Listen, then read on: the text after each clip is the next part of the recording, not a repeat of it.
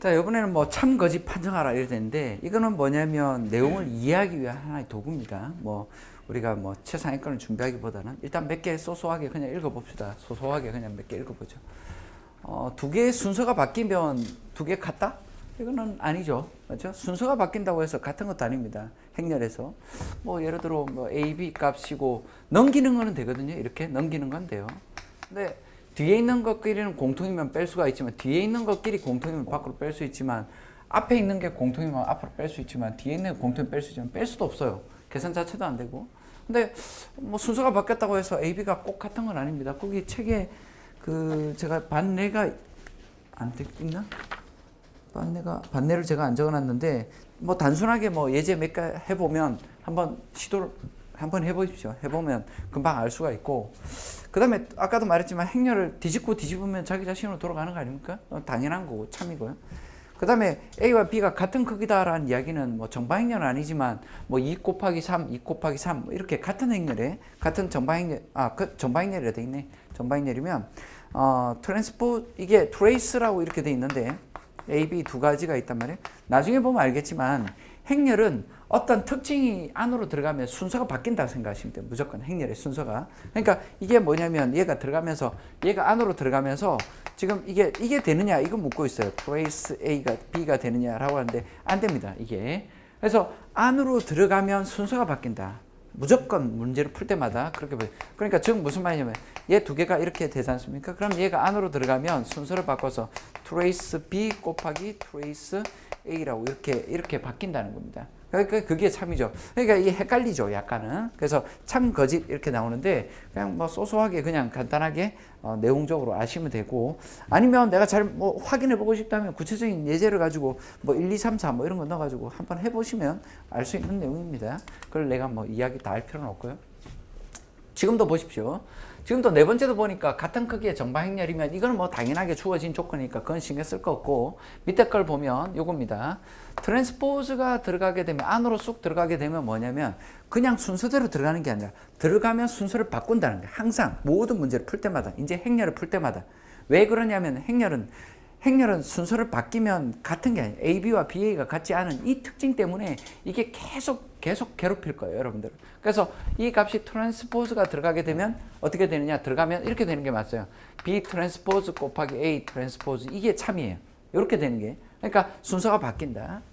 또 마찬가지로 보시면 모든 정방행렬 T에 대해서 다음과 같다라고 되어 있습니다. 자, 이거는 뭘 이야기하냐면 트레이스 A 트랜스포즈라고 되어 있는데 이거와 똑같다라고 생각하시면 돼요. 아까 A에 N승 되어 있지 않습니까? 그러면 얘가 M승이 되어 있으면 얘와 얘 순서가 마음대로 바뀌었다 맞다. 마치 지수성질처럼 A에 M에 N승 이렇게 지수성질처럼 이렇게 된다고 했지 않습니까? 그거와 똑같이 얘랑 순서가 그냥 바뀌어도 돼요. 즉 무슨 말이냐면 트레이스가 안으로 들어가고요. 그 다음에 트랜스포즈가 밖으로 빠집니다. 이렇게 빠질게요. 근데 잘 생각해 보세요. 트레이스라는 값은 뭡니까? 실수입니다. 대각선분 허리 부분만 더하는 거죠. 맞죠? 그러면 허리 부분만 더하는 거니까 얘는 숫자로 나타날 거니까 숫자는 뭐 1, 2 돼 있는데 그거는 숫자는 행과 열을 바꿀 것도 없죠. 같단 말이에요. 이게 같아요. 이렇게 된다. 이렇게 생각하시면 돼요. 그러니까 우리가 어떤 값이 안으로 들어가면 들어갈 수 있다. 지수성질처럼 들어갈 수 있다. 그 다음에 뭔가가 이렇게 안으로 쑥 들어가게 되면 순서를 뒤집어 준다. 이게 항상 그 행렬의 특징 중에 가장 기본적인 특징이라고 보시면 됩니다. 그 다음에 이제 여섯 번째 것도 한번 볼까요? 여섯 번째는 A가 6 곱하기 4고요. B는 n by n이라고 되어 있습니다. 자, 그러면 B 트랜스포즈 A 트랜스포즈가 2 곱하기 6이랍니다. 자, B 트랜스포즈 A 트랜스포즈 요놈의 값이 뭐냐면 2 곱하기 6이 나온다고 하거든요. 그럼 잡아요. 얘는 뭐냐면 n by n이기 때문에 트랜스포즈를 취하면 얘는 n by m이 되겠죠? 이렇게 될 겁니다. 자, 그리고 뒤에 A라는 행렬은 6 곱하기 4니까 얘는 트랜스포즈 취하면 4 곱하기 6이 됩니다. 자, 두 개의 값을 곱해서 나오려면 어떻게 됩니까? 얘 값과 얘 값이 서로 상쇄돼야만 하죠. 그러면 당연히 m 값은 뭐가 됩니까? 4가 돼야 되겠죠? 그죠? 자, 이거 두 개의 값을 곱해서 날려버리고 n by n인데 그게 뭐예요? 2 곱하기 6이라고 되어 있으니까 n은 뭐가 된다는 소리예요? 2가 된다는 소리네. 그렇죠? m과 2의 n에 대한 참이 값이 나오죠. m은 4가 되고 n은 2가 된다. 참이죠. 그렇죠? 그러니까 곱하기에 대한 성질을 한번 확인하는 겁니다. 7번째 가보죠. 7번째도 마찬가지입니다. 트레이스 C 상수 A라고 되어 있는데 이 값이 상수 C는 뭐냐면 들어갔다 나왔다 왔다 갔다 할 수 있습니다. 밖으로 나올 때. 그러면 C 값의 트레이스 A라고 이렇게 밖으로 튀어나온다. 마치 참입니다. 참. 스칼라 값이고요. C는. 뭐 어떤 정보들은 트레이스 값 이런 거 따질 때는 전부 다 뭐 예를 들어 1, 2, 3, 4, 5, 6 이렇게 돼 있는데 여기서 이거 트레이스 구하세요. 이러면 말이 안 되지 않습니까? 척추가 이건가? 이것도 아니죠. 맞죠? 척추가 정확하게 4, 5, 6, 7, 8, 9 이렇게 됐을 때 척추가 이렇게 떨어져야지 이게 정방행렬이 아니면 쓸 수가 없어요. 그래서 당연히 정방행렬이라는 조건은 당연히 들어가야 되는 거고 스칼라는 뭐 C니까 C를 이 C는 행렬에 곱해질 때 어떻게 돼? 각 성분마다 다 곱해지면서 계산됩니다. 자, 그 다음에 8번째 보죠. 8번째 우리가 보면 행렬은 더하고 빼는 작업에서는 대수적으로 적응이 잘 됩니다. 맞죠? 선행 대수학이라고 하는 게 뭐냐면 더하고 빼는 건 잘 돼요. 근데 나누기는 안 한다 했잖아요. 곱하기도 잘 안 합니다. 솔직히 곱하기는 별로 재미가 없죠. 왜? 순서가 바뀌면 특이한 케이스로 잘 안 맞습니다. 이게. 그래서 이게 행렬이 어렵죠. 일단 우리가 더하기 이렇게 돼 있는데 얘 값을 계산하는데 같은 크기의 행렬 AB라고 돼 있으면 여기다가 오른쪽에다 C를 더하고 C를 더하는 겁니다. 더할 때는 앞에 더하든 뒤에 더하든 그건 상관없습니다. 순서에 상관없어요. 곱할 때만 앞에 곱하느냐 뒤에 곱하느냐의 차이가 있지 더하고 뺄 때 이렇게 대수적인 계산할 때는 앞에 더하든 뭐 아니면 여기 상수 여기 뭐 행렬을 여기 지금 주어진 것처럼 A- 여기다 C를 더하느냐 아니면 이 앞에다 더하느냐 상관없단 말이에요. 맞죠? 더할 때는 순서에 상관없어요. 그 다음에 9번째 지금 AB와 BA가 정의가 되면 A와 B는 같은 크기의 정방행렬이다. 맞습니까? 참이라고 해석할 수 있어요? 그냥 생각해 보세요. 이걸 문제를 만들기에 나름이니까 AB와 얘가 정의가 된답니다. 정의가 된다는 이야기는 중간값이 같으니까 예를 들어서 A를 n/n이라고 쓰고요. 요거 B를 만약에 뭐 알파, 베타 이렇게 따져볼까요? 그러면 예를 들어서 요 AB 값을 구하는 데 있어서 n/n이 된다면 B는 뭐냐면 알파, 베타라고 이렇게 했지 않습니까? 요거 두 개가 곱해지려면 얘와 얘가 같아야 이게 두 개 같아야 되네. 그러니까 결국 n이 알파가 돼야 되네. 요게 알파가 뭐가 된다는 소리예요. n이 돼야 된다는 거예요. n. 그렇죠? n 이렇게 n으로 바꿀게. 다시 이렇게 쓸게. 그러면 이제 다시 요놈의 값을 써보면 얘는 n/n 베타와 곱하기 행렬 곱하기 n/n 뭐 이렇게 돼 있단 말이에요. 그럼 이게 또 적용되려면 뭐예요? 얘랑 같아야 되겠네. 그럼 베타가 뭐가 돼야 됩니까? m이 돼야 되겠네. 그래서 베타는 m이 됩니다. 이렇게. 그렇죠? 자, 그러면 이제 베타 값이 m이 맞나? 지금 제가 계산한 게 같은 크기의 정방행렬이다. 정방행렬이 되려면 이렇게 돼 있는데 얘 두 개 곱하면 날아가서 정방행렬이 되고 요것도 b 곱하기 b가 n/n이라고 하고 a가 n/n이라고 돼 있으니까 요거 날리면 얘는 뭡니까? 얘가 n/n이 되네. 맞죠? 요거는 앞에 건 요거 계산하면 n/m이 되고 요거는 지금 계산만 따지면 뭐가 됩니까? n/n이 되죠. 요거 두 개 더한 것마저도 계산이 된다는 이야기니까 무슨 말입니까? 예를 들어서 A 행렬 AB 두 개 곱한 게 n/n이면 예를 들어 1, 2, 3, 4 이렇게 돼 있다고 치고 뒤에 BA가 마찬가지로 예를 들어 1, 2, 3, 4, 5, 6, 7, 8, 9 이렇게 돼 있다면 이거 두 개 더해서 계산 못 하잖아요. 맞죠? 행렬은 엔트리 더할 때는 엔트리가 같아야 되니까. 그러니까 결국은 M과 N이 같아야 되네. M과 N이 같다는 이야기는 결국 정방행렬이라는 거죠. 그래서 A와 B는 같은 크기의 정방행렬이다. 참인 게 맞죠. 그래서 이렇게 볼 수 있습니다. 뭐 이런 것들이 좀 소소하게 좀 어렵죠. 문제를 만들기 나름이에요. 그렇다고 해서 이거 참 거짓 이런 거 다 따지려고 하면 한도 끝도 없고 문제 만들기 나름이에요. 한양대 16년도 문제입니다. 한번 볼까요? 16년도니까 가장 뭐 그나마 따끈따끈한 문제인 것 같습니다. 보시다시피 이제 아까 말했죠. 이 트랜스포즈가 있죠. 안으로 들어가면 뭐야? 행렬은 순서를 바꾼다 했어요. 순서 안으로 들어가면 순서 바뀌었나? 틀렸네. false죠. 맞죠? false. 그죠? 순서가 바뀌는 건데. 자, 그 다음에 A. 트랜스포즈가 되어 있는데 얘는 뭡니까? A, 자 봐요. trace A란 A 트랜스포즈라고 이렇게 되어 있는데 아까도 말했지만 얘가 안으로 들어가고 얘는 밖으로 순서 바뀌어도 상관없다고. trace A라고 되어 있고 얘 트랜스포즈 이렇게 밖으로 빠져도 되는데 사실은 이런 용어는 쓰지는 않습니다. 지금 제가 말씀드린 것처럼. 왜냐하면 얘는 숫자예요. 그냥 1, 2, 3 할 때 3 이런 숫자. 3의 트랜스포즈란 말은 안 쓰지 않습니까? 그리고 이 말이 의미하는 게 트레이스 A랑 같은 거. 그죠? 그래서 나는 당연히 true가 됩니다. 자, 그리고 요 놈의 트레이스 값이 안으로 들어가면 뭐냐면 순서가 바뀐다고 했으니까 순서가 바뀌면 어떻게 돼요? 트레이스 B 곱하기 트레이스 A가 되지 않습니까? 순서가 바뀌면. 그리고 또 요 놈의 값은 순서가 또 바뀔 거 아니에요? 그럼 얘는 순서가 바뀌면 트레이스 A 곱하기 트레이스 B가 됩니다. 얘하고 같습니까? 같다고 해야 돼요? 다르다고 해야 돼? 같죠? 왜 그래요? 트레이스는 실수잖아. 실수. 그죠?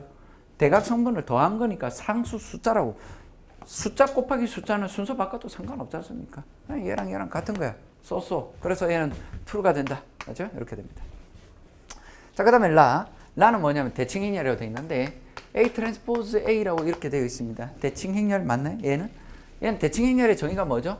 트랜스포즈의 자기 자신이 되느냐 이걸 말하거든요. 얘가. 그죠? 이게 대칭 행렬 정의. 아까 대칭 행렬이 트랜스포즈하고 자기 자신이 같은 게 이게 대칭 행렬이고 트랜스포즈 한 값과 마이너스 A 값이 이게 뭐야?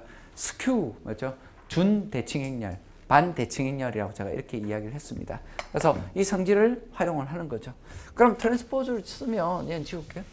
그럼 트랜스포즈가 안으로 들어가면 어떻게 된다? 순서를 바꾼다고 했죠. 순서를 바꾸니까 뒤에 있는 놈이 앞으로 가고 트랜스포즈, 앞에 있는 놈이 뒤로 가면서 트랜스포즈가 되는 거예요. 그럼 이거는 뭡니까?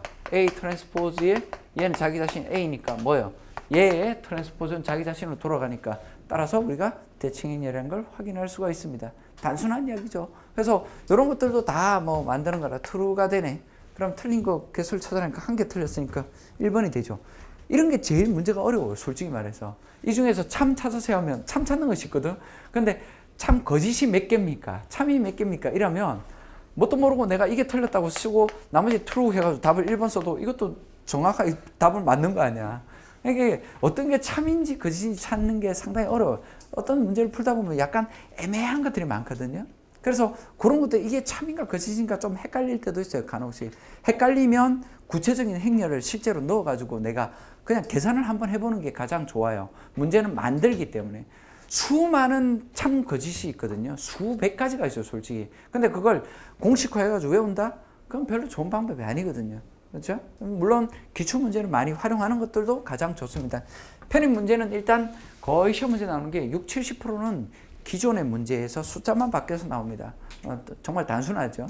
근데 최상위권의 학교들은 거기서는 결판이 안 나요. 어차피 학생들 다 맞추는 문제예요. 그리고 그 뒤에 이제 새롭게 추가되는 한 30% 정도의 문제에서 결판이 나겠죠. 한양대 문제도 요런 한양대 문제의 특징을 보면 문제가 상당히 계산을 많이 하게 해요.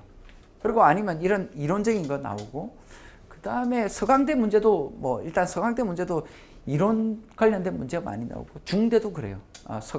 중대도 그렇고 서강대도 그렇고 뭐 아주 단순한 계산 문제 유형은 뭐 크게 많이 내지는 않습니다. 앞부분에서 한번 제가 소개를 했었나? 그거 하나 소개를 안 한 것 같아요. 앞부분에서. 여기 지금 대칭 행렬이 하나 나왔으니까 제가 여기 한번 제가 적고 갈게요. 앞부분에 제가 제일 첫 번째 정의할 때요. 어디 있냐면, 대칭 행렬 정의했을 때가 어디지? 저 앞쪽이었는데. 뭐 하면서 하시죠. 바로 하죠. 우리가 행렬 A라는 게 있습니다. 행렬 A라는 게 뒤에 나왔나 이게? 바로 뒤에 나오네요. 뒤에 나오니까 제가 여기서 소개 안 할게요. 뒤에 설명할게. 넘어가서. 한양대 16년도 문제고, 자 이번에는 정칙 가역 행렬 보죠. 보통 이제 행렬이 주어지면 여기 A에 주어지면 여기다가 무언가를 곱한다라는 거야. 무언가를 곱해가지고 자기 자신 얘를 아주 단순하게 만들 수 있는 방법이 있느냐? 단위 행렬. 대각성분이 1이 되고 나머지가 0이 되는. 혹은 이렇게도 쓰기도 하고 어떻게 엘리멘트리라고 이렇게도 쓰기도 한다고 했지 않습니까? 똑같은 행렬이에요. 일단 뭐 얘는 지울게. 이렇게 쓸 수 있는 요 안에 괄호 안에 있는 값을 뭐라고 하느냐면 우리가 얘 값이 존재하면 역행렬이 존재한다라고 합니다. 그럼 이 행렬을 뭐라 하냐면 역행렬이 존재하는 행렬이라고 이렇게 쓰거든요. 역행렬이 여기서 곱한 다음에 단위 행렬이 되게. 단위 행렬은 뭐냐면 정방행렬입니다. 그러니까 뭔가를 곱해서 정방행렬이 나오려면 얘가 정방행렬이 될 수밖에 없습니다. A라는 값이. 그러면 이 정방행렬일 때 어떤 값을 곱해서 정방행렬의 단위 행렬 I가 나오도록 할 수 있는 경우는 보통은 다 그게 됩니다. 보통은. 가장 일반적인 모든 숫자, 웬만한 행렬을 만들면 전부 다 역행렬이 존재하죠. 그러면 그걸 우리가 뭐라냐면 역행렬이 존재한다. 역이라고 하죠. 가역행렬이라고 보통 씁니다. 가역행렬. 이렇게도 정의하기도 하고요. 혹은 정칙행렬이라고도 씁니다. 근데 정칙행렬은 상당히 이름상으로 느낌이 잘 안 오잖아요. 그래서 저는 이렇게 합니다. 참 정직해. 이렇게. 나는 그렇게 이해를 합니다. 역행렬이 있어. 참 정직하게 있어. 라고 이렇게. 그래서, 정칙행렬 정직해. 이렇게 해서 판단해서 그렇게 보통 표현을 합니다. 저는 그렇게 외워요. 보통 쓸 때. 자, 그럼 여기에 들어가는 값이 뭐가 되느냐. A의 역행렬이라고 이렇게 보통 쓰죠. 앞에 곱해졌던, 이게 역행렬을 계산할 때는 앞에 곱해지든 얘가 A가 있으면 뒤에 곱해지든 여기 뒤에 곱해지든 상관없이 적용이 됩니다. 이걸 우리가 역행렬이라고 하죠. 보통의 경우는 참 정직하게 역행렬이 존재합니다. 역행렬이. 근데 존재하지 않는 그런 불순한 놈도 있습니다. 그런 놈도 있죠. 그걸 우리가 말하는 참 넌 특이한 놈이야. 왜 너 혼자 그렇게 참 그렇게 불쌍하게 사니? 이런 의미예요. 불쌍하잖아. 참 특이한 놈. 그래서 우리가 영문으로 우리가 싱글 혼자 돼 있다. 싱글러. 참 특이한 놈일세 이러면서 특이행렬이라고 이렇게 이야기를 합니다. 다행히도 그래도 우리가 정방행렬일 때, 자 출발할 때 이렇습니다. 정방행렬이죠. A가 정방행렬입니다. 정방행렬일 때 만족하는 이 역행렬 인버스 매트릭스라고 하고요.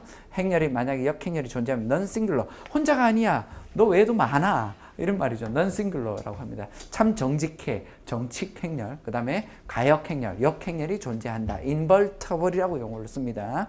이런 용어들이 눈에 좀 어느 정도 적당히 익어야 되겠죠. 그 다음에 넘어갈게요. 그러면 역행렬의 어떤 의미는 제가 지금 썼던 것처럼 이 역행렬이 여러 개 있으면 상당히 답답하고 어렵겠지만 딱 하나밖에 없게 되기 때문에 유일합니다. 수학자들이 옛날에 다 찾아놨기 때문에 여러분들은 고민할 필요가 없어요. 유일하게 역행렬은 하나밖에 존재하지 않습니다. 역행렬을 구하는 방법은 뒤에 가서 여인수 전개 방법을 통해서 간단하게 구할 수 있으니까요. 그건 계산을 이용해서 구합니다. 고교과정 때 우리가 역행렬 구하는 방법 한번 배웠을 겁니다. 역행렬 구하는 거 간단한 예를 들어서 한번 쓸까요?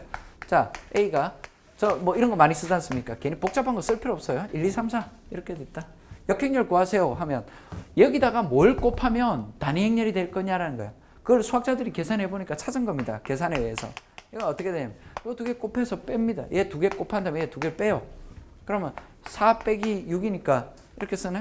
4 빼기 6분의 1 이렇게 써요. 그리고 어떻게 하나? 얘 순서 바꿔요. 허리 부분, 허리를 바꾸는 거죠. 맞죠? 허리를 비틀어 주고 그 다음에 양쪽은 부호를 바꿔준다. 마이너스 3, 마이너스 2. 그래서 얘랑 얘랑 곱해보면 단위 행렬이 나온다는 걸 알게 된 겁니다. 이거는 왜 그렇습니까? 라는 게 아니라 계산을 통해서 우리가 찾아낸 겁니다. 그렇기 때문에 이거는 그냥 공식화해서 여러분들이 외우시면 돼요. 간단하게. 물론 옛날 수학자들은 이걸 일일이 다 계산해서 찾았습니다. 옛날에는. 근데 그렇다고 해서 지금 옛날 100년 전, 200년 전 그 사람이 돼가지고 찾는다고 고생할 필요는 전혀 없죠. 그렇죠? 100년 뒤에 편입할 것도 아니잖아. 자, 그래서 우리가 어떤 간단한 공식이 나와 있습니다. 넘어갈까요? 참 정직한 놈들이죠. 정직한 놈들은 정직한 놈들끼리 곱해도 정직합니다. 맞죠? 둘이 곱해줘도요. 참 좋은 거죠. 서로 곱해줘도. 상당히 특이한 케이스예요. 그 다음에 우리가 앞에서도 말했지만 A, B 값과 이거의 역행렬 값은 뭐냐면 앞에서도 말했지만 얘가 안으로 들어가면 곱하기의 성질이 우리가 그랬잖아요. 안으로 들어가면 순서가 무조건 바뀝니다. 즉 무슨 말이냐. B 역행렬 A의 역행렬이 되더라 라는 겁니다. 우리가 간단하게 확인해 볼 수도 있어요. 그냥 한번 처음 하니까 한번 볼게요. A, B에다가 뭔가를 앞에 곱할까? 뒤에 곱할까? 상관없어. 뭔가를 곱했어. 곱했는데 얘가 단위 행렬이 되게 하고 싶어요. 방법은 뭐 하면 됩니까? 여기다가 얘랑 얘를 곱하면 어떻게 돼요? 얘랑 얘랑 두 개 쏘쏘 단위 행렬 I가 나오겠죠? 맞죠? 그럼 I 곱하기 B는 I가 될 겁니다. 그러다가 여기다 뭡니까? B의 역행렬 곱하면 얘랑 얘랑 서로 해서 단위 행렬 나오겠죠? 즉 주어진 게 요놈의 즉 AB의 역행렬은 뭐다? 얘가 된다. B 인버스 A 인버스 된다. 이런 과정을 통해서 금방 찾아낼 수가 있겠죠. 그래서 여러분들이 마치 공식화되어 있는 중요하다고 제가 이렇게 써놨죠. 매우 중요합니다. 근데 중요한 데는 별건 아니죠. 어떤 기법적인 툴만 여러분들이 간단하게 알고 있으면 됩니다. 역행렬이 들어가면 순서가 다 바뀝니다. 그러니까 C가 제일 앞으로 가고 A가 제일 뒤로 갑니다. 그렇죠? 3개짜리도 마찬가지입니다. B와 C가 A의 역행렬이면 B와 C가 같다? 이건 무슨 말이에요? 같다는 거죠. 역행렬은 단 하나밖에 존재하지 않는다. 그 이야기를 하고 있는 겁니다. 유일하다. 여기서 볼 거는 뭐 첫 번째 근데 되는 거는 보통 시험 문제 잘 안 냅니다. 그죠? 참 정직한 놈들끼리 꼽혀놔도 참 정직하게 살아요. 뭐 범죄자들끼리 모아놓으면 얘들 범죄지로 그런 거 아닌 것처럼 참 정직한 것처럼 정직한 놈들끼리 모아놔도 그래도 참 정직하게 공부를 잘한다. 뭐 이렇게 생각하면 되잖아. 넘어갈까? 트랜스포즈의 성질들 몇 가지 볼게요. 트랜스포즈입니다. 제가 성질들을 다 묶어봤어요. 이렇게 따로따로 보면 책에는 보통 보면 따로따로 묶여져 있으니까 이게 한눈에 잘 안 들어와요. 한눈에 딱 보는 게 좋지 않습니까? 첫 번째는 너무나 당연한 이야기고, 두 번째는 뭡니까? 트랜스포즈는 뭡니까? 곱하기가 아니죠. 곱하기가 되면 안으로 들어가면 순서가 바뀝니다만 대수적으로 더하기가 돼 있을 땐 트랜스포즈는 마치 이렇게 순서대로 들어갑니다. 그렇죠? 우리가 뭐 예를 들어 함수 f 더하기 g를 미분하되 f1' g' 이렇게 쓰는 것처럼 그냥 분배법칙 성립한다고 하죠. 똑같이 성립됩니다. 곱하기가 아닌 이상. 그 다음에 또 보면 우리가 K의 A 트랜스포즈라고 이렇게 돼 있는데 트랜스포즈는 안으로 들어가면 순서를 어떻게 합니까? 제가 바꾼다고 했죠? 그러면 순서를 바꾸면 A 트랜스포즈 곱하기 K의 트랜스포즈라고 일단 이렇게 생각해봐요. 근데 K는 스칼라, 상수거든요.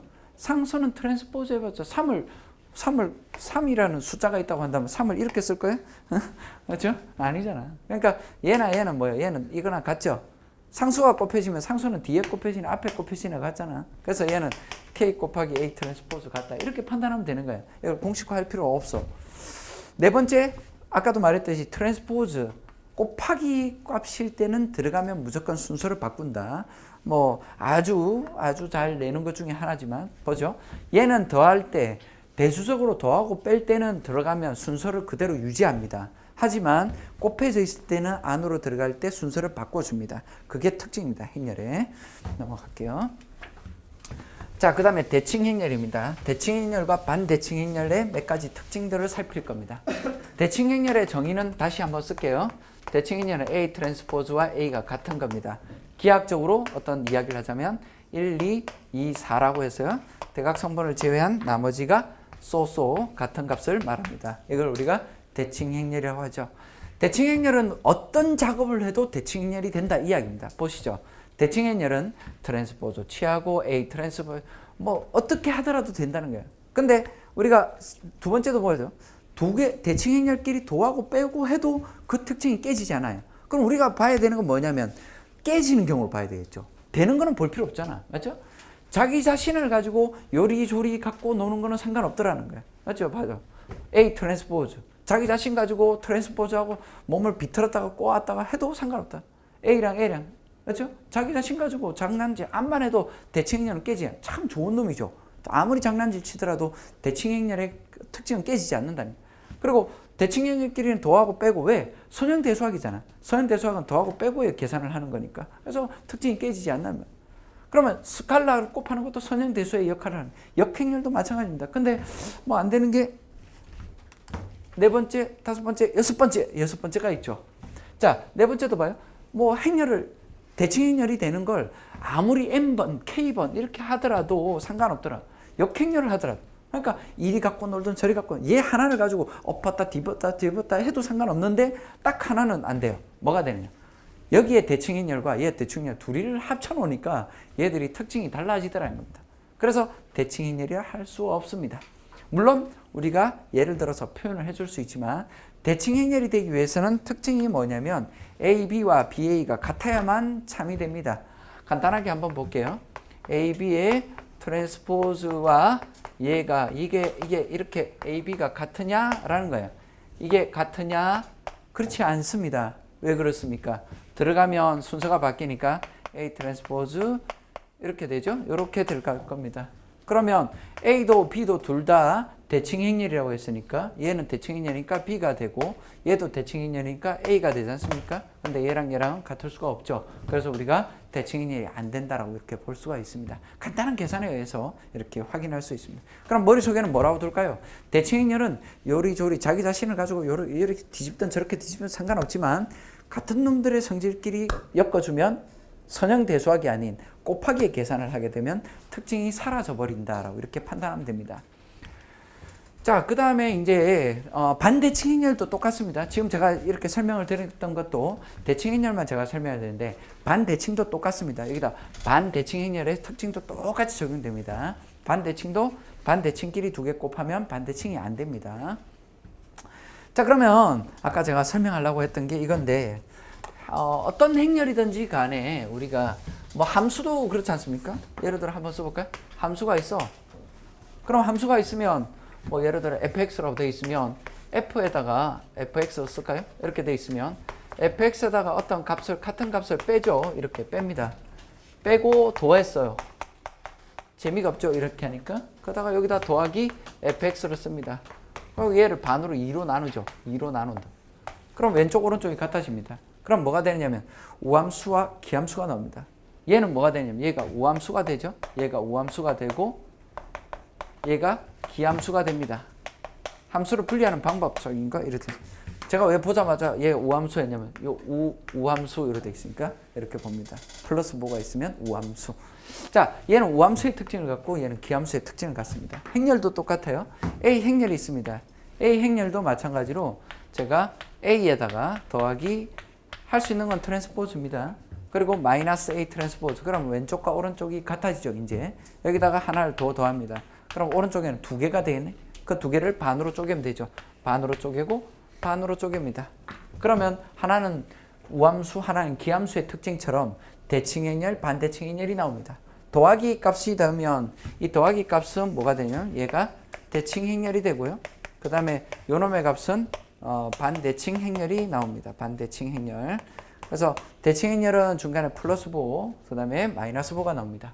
즉 우리가 어떤 행렬이든지 간에 정바 행렬이면 어떤 행렬이 우리가 함수를 우함수, 기함수 구분할 수 있는 것처럼 행렬도 마찬가지로 대칭과 반대칭으로 항상 구분할 수 있다는 거 그거 머릿속에다 넣어두셔야 되고 자, 즉 무슨 말이냐면 A와 A 트랜스포즈 요 두 개 더한 값은 대칭 행렬이 됩니다. 그 다음에 A 마이너스 A 트랜스포즈는 반대칭 행렬이라는 특징을 갖습니다. 한번 실제로 한번 증명을 한번 해보십시오. 여러분들이. 제가 증명을 하지는 않겠습니다. 한번 해보셔도 뭐 별 어렵지 않을 겁니다. 그 다음에 보죠. 아까도 말했듯이 이것도 또 있네. 반대칭 아까 제가 말씀드렸던 것처럼 반대칭 행렬이면 뭐 이렇게 저렇게 어떻게 하든지 간에 항상 반대칭입니다. 더하고 빼줘도 스칼라를 해도 어떤 난리를 치더라도 다 되지만 안 되는 게 딱 하나 반대칭끼리는 곱하면 반대칭의 특징을 잃어버린다는 거 그거 머릿속에 넣어두시면 됩니다. 넘어갈게요. 지금 우리가 다루고 있는 것들은 뭐냐면 행렬들의 여러 가지 특징들, 뭐 사항들 이런 것들, 특이 사항들을 지금 계속 살펴보고 있는 거예요. 뭐 아주 계산을 많이 해보고 그런 건 아닙니다. 자, 그 다음에 정리 한번 보죠. 정리해서 보시면 아까도 말씀드렸지만 트레이스가 안으로 들어가면 이렇게 되더라. 아까 제가 설명을 했죠. 아주 중요합니다. 별거 아닌 것처럼 보이지만 그 다음에 트레이스가 K가 나오고요. 트레이스는 뭡니까? 곱하기가 아닌 이상 순서는 그냥 그대로 유지가 됩니다. 그죠? 이렇게 됩니다. 나중에 보면 이것 때문에 또 안 되는 것들이 있어요. 그런 것들을 눈여겨보시면 돼요. 자, 곱하기의 값이죠. 곱하기는 안으로 들어가면 뭐가 된다? 순서를 무조건 뒤집는 거예요. 그죠? 행렬에서. 행렬의 곱은 순서를 뒤집고 더하고 빼는 건 순서를 그대로 유지한다. 이렇게 생각하시면 돼요. 넘어갈게요. 중앙대 문제입니다. 14년도 기출문제고요. 이미 정방행렬 A의 대각성분의 합을 트레이스 A라고 나타낸다. 이거 모르면 문제 출발도 못할 텐데 그렇지 않아요? 뭐 당연한 걸 설명한 거 아니야? 뭐 쓸데없는 이야기했습니다. B행렬 보니까 하삼각행렬이구나 라는 정보를 빨리 캐치를 해야 됩니다. 하삼각행렬이 되면 나중에 우리가 공부를 하다 보면 몇 가지 특징을 금방금방 찾아낼 수 있는데 일단 여기서는 놔두고요. B의 K값, B의 이제 B행렬의 K승을 하게 되면 여기에 하삼각행렬이 주어져 있으면 이건 나중에 제가 보일 텐데 얘 1의 K승, 2의 K승, 여기는 몰라, 여기는 0입니다. 이렇게 됩니다. 이렇게 돼요. 우리가 정보가 뭐냐면 트레이스에 대한 정보만 확인할 수가 있습니다. 조금 뒤에 갔을 때 상삼각행렬일 때 또 똑같겠죠. 이런 특징들이 나옵니다. 내가 잘 모르겠으면 한번 그냥 간단하게 저랑 같이 한번 계산해 보면 알아요. 자, b의 제곱이라고 되어 있습니다. b 제곱 한번 계산해 볼게요. 1, 0, 1, 2라고 되어 있어요. 내가 이거 성질을 모른다 하더라도 그냥 한 번만 해보면 금방 특징을 확인할 수 있거든요. K승이라니까 아우 두려워 이렇게 볼 건 없어요. 제곱하자. 그럼 제곱하면 1빵 1, 2라고 되어 있잖아. 그래서 기억자로 계산하면 기억자, 그렇죠? 얘랑 곱하고 얘랑 여기 1이에요. 1의 제곱 이렇게 되네. 자, 얘랑 곱하니까 0, 얘랑 곱하니까 0이구나. 얘랑 곱하니까 1의 제곱, 얘랑 곱하니까 1의 제곱 더하기 2 곱하기 1. 제가 이불로 계산 안 했어요. 특징이 보이게 하려고. 그렇죠? 특징이 보여야지. 이거 1 곱하기 해서 3 해가 얘가 딱 3을 적어 놓으면 특징이 눈에 잘 안 보이니까. 자, 얘랑 곱하면 0이고 요거 두 개 곱하니까 2의 2승입니다. 보다시피 우리의 관심사는 뭐냐면 이 BK의 트레이스에 대해서 관심을 갖지 않습니까? 지금 저 문제에서 트레이스니까 이 성분만 관심을 갖는 거예요. 그러니까 이 성분만 관심을 갖는 얘는 상관없어. 왜? 얘는 계속 변하니까 특징이 없어요. 여기에는. 하지만 허리, 척추 부분은 항상 특징이 생깁니다. K승을 하면 BK 하면 성분이 K승 됩니다. 이건 왜 이를 하냐라고 하면 이게 나중에 우리가 그 대각화 불분 저 뒤에 5장 넘어가서 공부를 하다 보면 왜 이러한 특징이 되는지 여러분들이 스스로 알게 될 겁니다. 지금 여기서는 뭐 간단한 계산법이니까 한번 살펴볼게요. 자, 그럼 요놈의 값은 트레이스 BK라는 이야기는 얘 K승과 얘 K승을 더하는 거네. 1의 K승과 더하기 2의 K승으로 분리가 됩니다. 자, 그럼 트레이스 I라는 값은 이건 뭡니까? 그냥 재미로 넣어놓은 것 뿐이죠. 별거 아니죠. 1을 더하는 거니까 정방행렬이니까 2 곱하기 2행렬이죠. 트레이스 값으로 따지면 트레이스니까 요 값이네. 그럼 첫 번째는 2 더하기라고 돼 있고 무한급수 K1부터 무한대까지 여기 주어진 게 1의 K승 더하기 1의 K승은 1이니까 뭐 쓸 필요 없네. 1 더하기 2의 K승이라고 돼 있고 3분의 1의 K승이라고 되어 있습니다. 자, 이거 구하라는 거예요. 이거는 우리가 무한급수 등비급수 문제 묻고 있는 거 아닙니까? 한번 써볼까요? 얘는 2 더하기 쓰면 얘랑 이렇게 묶으면 되니까 얘 계산하면 요거는 뭐예요? 무한급수 K1부터 무한대까지 3분의 1의 K승이에요. 그죠? 이거는 초항이 얼마예요? 3분의 1이고 K가 1일 때 3분의 1이고 등비가 3분의 1이니까 얘는 요거는 1-3분의 1의 초항이 3분의 1이죠. 그죠? 공식 있잖아. 이거 공식 뭐야? 1-R분의 A 이 공식 있잖아. 고등학교 때 간수. 그죠? 등비수의 등비 무한급수의 공식 쓴 겁니다. 그 다음에 뒤에 거는 뭐예요? 더하기 무한급수 K1부터 무한대까지 돼 있고 요거 두 개 곱하면 KK가 공통이니까 얘는 바꿔보면 3분의 2의 K승 이렇게 나오겠네. 그죠? 그럼 요거는 또 뭡니까? 등비가 3분의 2가 되죠. 그죠? 초항은 뭡니까? 3분의 2네? 그럼 얘는 초항이 3분의 2가 되고 등비가 마이너스 3분의 2가 되겠네. 이렇게 되겠네. 그럼 답은 뭐라고 써야 되면? 얘 값은 2 더하기 얘는 분모 분자에다 3을 곱하면 되죠. 3 곱하면 1. 3 곱하기 1이네. 그럼 3 빼기 1이니까 얼마죠? 3 빼기 2분의 1인가? 이래 되네. 맞죠? 분모 분자에다가 3 곱하는 거예요. 3 곱하면 3 빼기 1이 되고 1이 되죠. 이것도 3을 곱하면 얼마가 돼요? 더하기 여기는 2가 되고 3 빼기 2니까 1이니까 요 2네. 4 더하기 2분의 1이니까 4.5 정도 나오네. 4.5가 어디 있어요? 4번이네. 답 4번. 그렇죠? 이렇게 찾아냅니다. 뭐 단순한 계산이긴 하지만 우리가 어떤 특징적인 거 이런 것들이 나옵니다. 중대 문제는 이제 이런 여러 가지 보시다시피 행렬을 다루는 데 있어서 이 트레이스가 왜 자주 나오느냐면 이게 특징이 여기서 다 나오거든요. 허리 척추 부분에서. 그래서 우리가 계속 다루는 게 트레이스 이런 용어로 쓰는 겁니다. 치울게. 자, 그 다음에 정리입니다. 스칼라 값이고 다음이 성립한다. 성립하는 거 그냥 음미하고 넘어가면 돼요. 자, 더하고 뺄 때 선형대수학이지 않습니까? 선형대수학에서 더하고 빼는 작업은 순서에 상관없습니다. 물론 상관없죠. 우리가 알고 있던 결합법칙의 성질과 동일합니다. 상관없습니다. 맞죠? 근데 순서는 그대로 유지되죠. A, B, C 순서 그대로 유지됩니다. 보다시피 얘가 곱해질 때는 순서 그대로 유지됩니까? 앞에 곱해져야 되죠. A, B, A, C 순서 그대로 유지됩니다. 곱할 때는요. 항상 곱할 때는 뒤에서 곱하면 뒤에 들어가야 되죠. 맞죠? 이렇게 순서가 유지가 돼야 된다. 넘어가죠. 뭐 많이 있습니다. 뭐 이거 다 바라보고 있을 건 없고요. 뭐 상수들은 뭐 이렇게 쭉 한번 읽어볼 거고 행렬에다가 영행렬을 더하고 앞에 더하든 뒤에 더하든 자기 자신이 됩니다. 빼줘도 자기 자신이 되겠죠. 영행렬과 A 행렬은 곱하면 영행렬이 됩니다. 뭐 너무나 당연한 이야기들을 쭉 적어봤어요. 그 다음에 우리가 상수 A 이퀄 0 이렇게 돼 있으면 얘는 C를 날려버리고 우리가 따질 수 있죠. 얘가 0이거나 얘가 0이거나 둘 중에 하나가 됩니다만 예를 들어서 A와 B를 두 개 곱해서 0이다 라고 해서 우리가 이렇게 말을 하면 안 됩니다. A가 0 혹은 B가 0이다 이런 말을 하면 영행렬이라고 하면 이거는 틀린 말이죠. 그렇죠? 얼마든지 발레를 잡을 수가 있습니다. 교재 내에 그런 예제들을 제가 잡아놨을 거니까 뒤에 한번 보시면 되고요. 넘어갈게요. 자, 아까 제가 말씀드렸지만 지수 성질이 그대로 적용이 됩니다. 행렬을 n번 곱하고 n번 곱한다고 한다면 두 개 곱하면 우리가 지수 성질 그대로 유지가 돼요. 말씀드렸지만 n과 m과 n 순서가 바뀌는 것처럼 모든 성질 여기다가 이렇게 다 적용됩니다. 역행렬에 트레이스라고 이렇게 썼잖아요. 트레이스가 여기 있다고 생각하면 돼. 그럼 얘랑 순서 바뀌는 것처럼 그렇게 다 적용된다고. 즉 뭐냐면 트레이스 A에다가 뭐 역행렬 이렇게 된다는 거죠. 근데 트레이스는 숫자기 때문에 역행렬이 아니죠. 역행렬이 아니기 때문에 숫자 3을 뒤집을 수는 없지 않습니까? 그러면 3의 이건 뭐예요? 숫자는 뒤집으면 3분의 1이니까 얘 이렇게 쓰면 되나? 트레이스 A분의 1 뭐 이런 식으로 쓰면 됩니까? 그런 식으로 우리가 판단이 돼요. 뒤에 가면. 일단 뭐 여기서는 뭐 이런 뭐 특징적인 것들은 크게 살펴보시면 되고 지수 성질 그대로 유지가 된다. 이게 우리가 마치 숫자 계산하듯이 마이너스 1과 마이너스 1 곱하면 1이야. 누구나 다 알죠. 근데 의미하는 게 이게 뭐예요? 이 마이너스가 역행렬이죠. 맞죠? 역행렬은 자기 자신으로 돌아가더라. 자, 그 다음에 행렬을 n번 곱한 다음에 역행렬을 곱하나 역행렬을 한 다음에 n 곱하나 얘 순서 바뀌는 거 상관없다는 겁니다. 즉 또 여기도 보면 K의 A의 역행렬이라고 되어 있습니다. 그러면 아까도 말했지만 역행렬 안으로 들어갈 때 곱하기 안으로 들어갈 때는 순서를 바꾼다고 했거든요. 그래서 제가 순서를 이렇게 바꿨어요.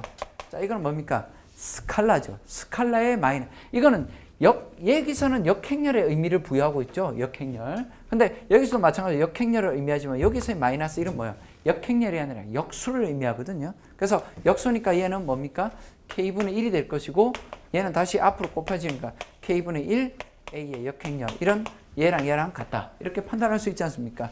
얘도 중요하다고 썼지만 외울 필요는 없습니다. 그 폼만 이해만 하면 되죠. 저걸 외우려고 할 필요는 없어요.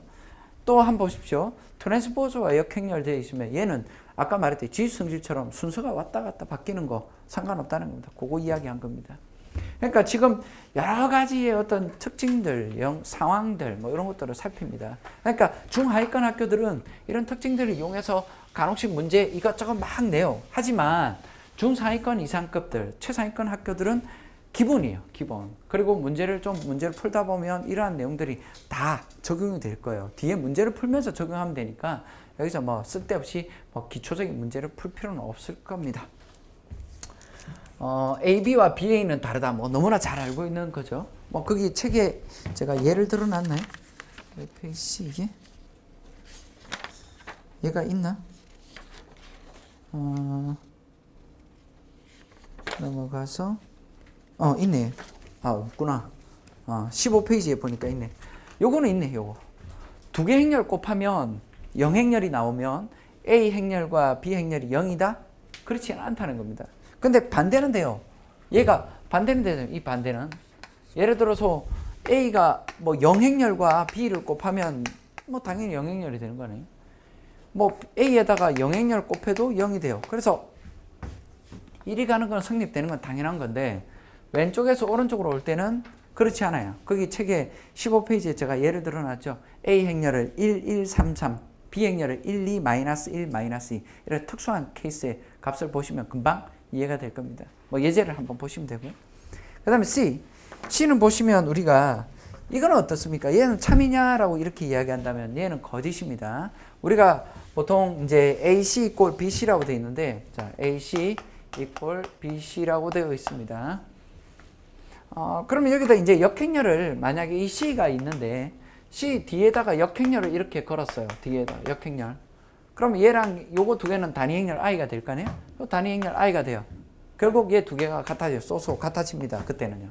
근데 여기서 단지 AC 이꼴 BC라고 되어 있는데 얘가 0이 아니라는 조건 하나 때문에 우리가 이렇게 보통 많이 쓰지 않습니까? AC 마이너스 BC 이꼴 0 이렇게 뜨고 C는 뒤에 있는 거니까 A 마이너스 B에 이렇게 C 이퀄 0 이렇게 돼 있는데 이것만 보고 얘 0 혹은 얘 0 이렇게 판단 못해. 얘 0이 아니니까 얘가 0이야 이렇게 판단하면 안 된다는 거죠. 맞죠? 그게 지금 세 번째 거짓으로 판단되어 있는 겁니다. 너무나 우리가 쉽게 빠질 수 있는, 틀릴 수 있는, 그리고 별거 아니지만 확인해 봐야 되는 그런 내용들입니다. 네 번째는 A는 참 정직한 놈이죠. 역행렬이 존재합니다. 역행렬이 존재하면 양쪽에다가 역행렬을 꺾어버리면 얘는 맞죠. 맞죠? 조금 전에 제가 말했던 것처럼. 그 다음에 A 제곱이 0이 된다면, 즉 A 제곱이 A와 A를 곱해서 단위 행렬 0이 된다면 얘 하나하나는 0이라고 할 수 있느냐? 없다고 했죠. 아까 말했듯이 두 개의 행렬을 곱해서 0이 된다고 해서 0행렬이 된다고 해서 얘가 0 혹은 얘가 0 이 말은 안 했잖아요. 똑같이 얘 두 개가 곱해서 0이 된다고 해서 얘가 0, 얘가 0이란 말을 할 수가 없습니다. 그래서 거짓이라는 거죠. 책에 다섯 번째 거 예제 있지 않습니까? 있네.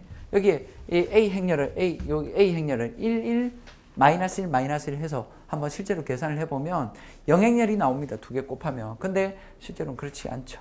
그래서 이거는 맞죠. 반대는 A가 0행렬이면 제곱을 해도 0행렬. 이거는 너무나 당연히 참인 겁니다. 자, 또 일곱 번째 한번 볼게요.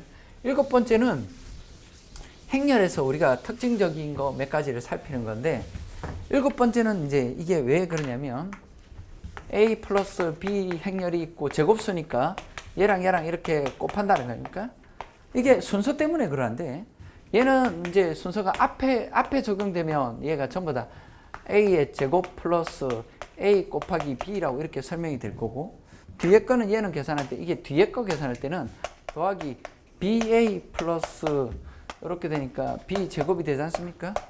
그러면 사실 요거하고가 다르지 않습니까? 만약에 저 두 개가 같다고 한다면 우리가 이렇게 쓸 수 있어요. A 제곱 플러스 B 두 배의 BA 값 더하기 B 제곱 뭐 이런 식으로 쓸 수 있다는 가로는 쓸 필요 없죠. 이렇게 쓸 수가 있어요. 근데 순서가 이게 사실 다르니까 그게 안 되거든. 그래서 얘가 거짓이라는 겁니다. 근데 그거는 됩니다. 여기서 이제 A 플러스 단위 행렬이 된다면 얘는 우리가 알고 있던 인수분해에 적용하는 것처럼 똑같이 우리가 알고 있던 공식과 똑같이 A 제곱 더하기 2배의 AI는 그냥 A죠. 더하기 I 제곱인 I가 되거든요. 이렇게 적용이 됩니다. 단위 행렬이 될 때는. 또한 또 마찬가지로 B 행렬 값 대신에 제가 이렇게 썼어요. A 플러스 단위 행렬, B 플러스 단위 행렬 이렇게 썼어요. 그러면 이거는 뭐예요? X 플러스 1, Y 플러스 1 이런 꼴이란 말이에요. 이것처럼 우리가 XY 더하기 X 더하기 Y 더하기 1 이렇게 설명하는 것처럼 얘도 똑같이 그렇게 됩니다. 단위 행렬이 하나 붙으면. 단위 행렬 때문에 그러한 특징적인 걸 가져갈 수 있다는 거예요. 그 다음 8번도 지금 제가 적어놨지 않습니까? 단위 행렬이 죽혀 있으면, 단위 행렬이 되면 우리가 알고 있던 폼대로 적용할 수 있고, 단위 행렬이 된다면 이런 어떤 특징들을 가져올 수 있습니다. 두 개가 같다면 얘가 되겠죠? 조금 전에 말했던 건. 특징만 보십시오.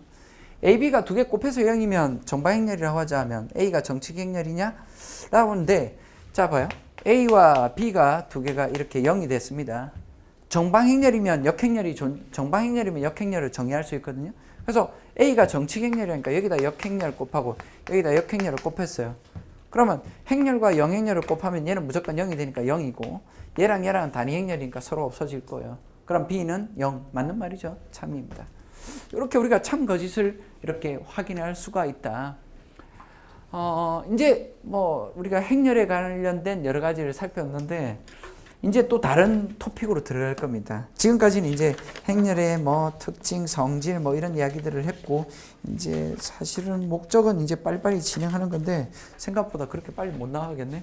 디터미넌트 행렬식 들어가는데 한번 또 쉬었다 갑시다. 지쳐 보이는데. 벌써부터 지치면 안 돼. 뒤에 할 거 많아요. 쉬었다 갑시다.